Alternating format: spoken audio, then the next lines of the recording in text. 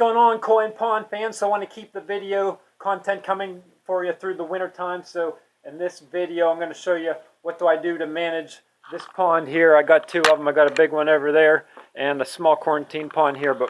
So what I want to do here is show you how I operate this pond in the wintertime. Just because somebody has a YouTube video doesn't mean that they're experts on koi. So you want to use the term trust but verify. Go look at other people, see what they do in the winter. I believe the world expert is Tim Waddington from Nishiki Goi. And he has a video out there on what he does to heat his ponds in the winter. And the term that he uses over and over is stable. So you want to keep the temperature in your pond stable. So from November through the end of April here where I live in Pennsylvania, I keep the water around 60 degrees. So that is going to help the koi survive through those spikes, especially in the springtime, whenever you're going to get down into the teens. But then later on in the day, it may get up to 40 degrees. So keeping the water stable is going to make the smaller koi survive. I've had experience, you get small koi from Florida, they're just not bred to survive the winter up here in Pennsylvania. So if you don't keep those smaller koi in a heated pond, again, they're just not going to survive. Now, if you have larger koi that were bred in the northern area, they're going to be fine. You don't have to heat your big pond with your big koi. So you can see here my koi are laying at the bottom of the pond here right now. They're all good. I'm not worried about them.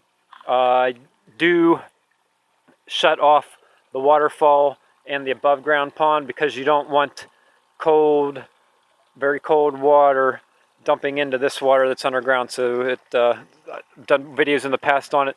Definitely a huge temperature change from water that would come from above ground into lower ground. So this is a quarantine pond, and how I heat it is it's a high tongue heater. So I have it set at 66 degrees right now. It just dropped. It was 59 degrees Fahrenheit a little bit ago. It's at 58 right now, but that's pretty good for the winter time. It was in the teens here last night Fahrenheit, so it's a pretty good temperature. I was just listening to Tim Waddington's video, and he's got his heated ponds probably down at 50 degrees, so I'm even able to keep this pond even warmer than what he has. Now, these are just thick pieces of insulation that I got from Home Depot. I don't get too fancy with covering it the whole way. If you listen to Tim Waddington's video, he's actually almost covering them 100%. I'm probably 98%. I'm worried about chopping ammonia in there. And again, my temperature's almost 60 whenever the air temperature's 20 or in the teens, so it's going okay here.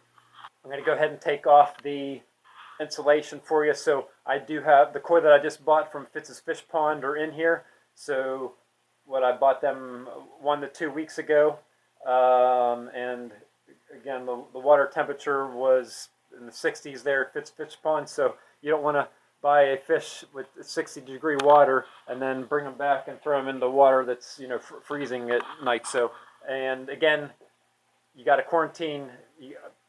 These are Japanese, very expensive Japanese koi, so you got to quarantine, or I guess regardless of the type and quality of koi that you get, you want to quarantine them before putting them in with your other fish. So that's another reason why I have a big quarantine pond here. But let's go ahead. I'll take the insulation off. We'll see how the fish are doing.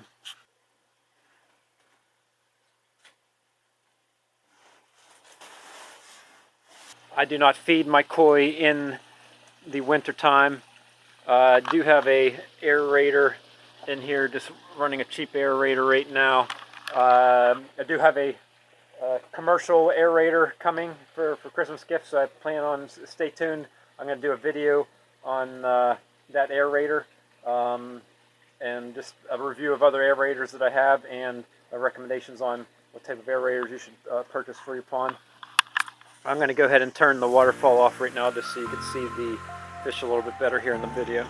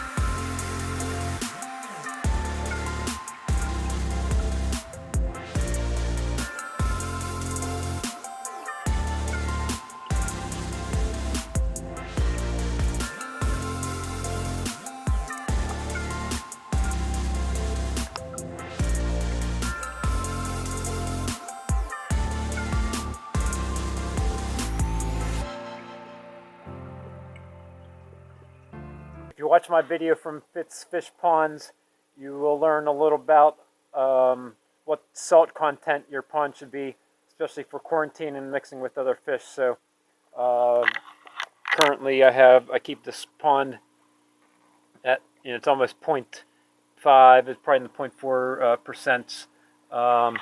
That's because I mixed a couple koi, so I have it high, but I'm going to weed them off the salt, try to get that salt content down to about 0.3, and then over the summer, I want to get that to 0. I am going to test to see if the koi would even eat food with the water temperature being 58 degrees right now. I'm just going to use goldfish flakes for now to...